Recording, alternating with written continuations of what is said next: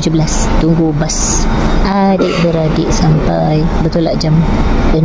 Sekarang ni dah jam 5.55 petang.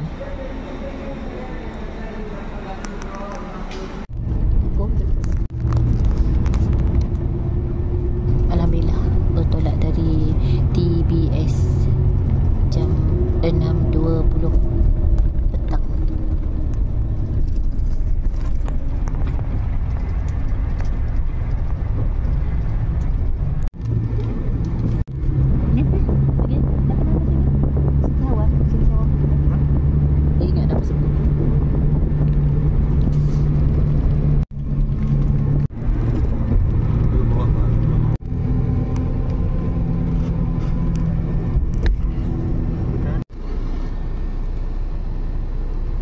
Plazatul Ampang.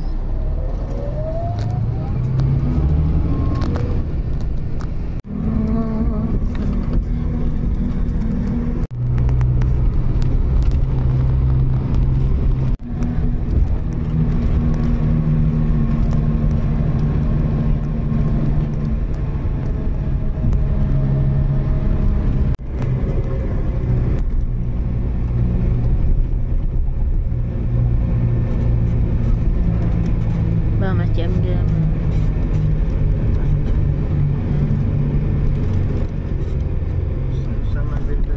sama bin Zaid Plazatul Wangsa Maju.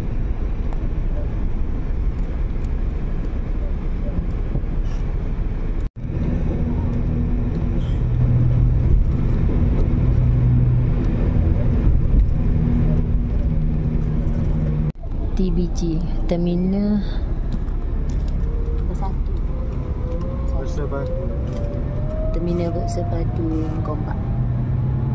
Masa tu nak pergi Aceh, so berhenti dekat terminal Gombak ni sebab sini tak ramai, lepas tu semua bersih, tanda semua surau, jadi kita mudah nak urus sebelum ke KLIA.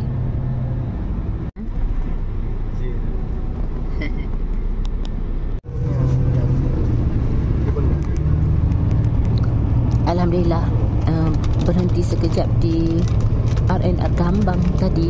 Ini dah bermula perjalanan. Semoga selamat.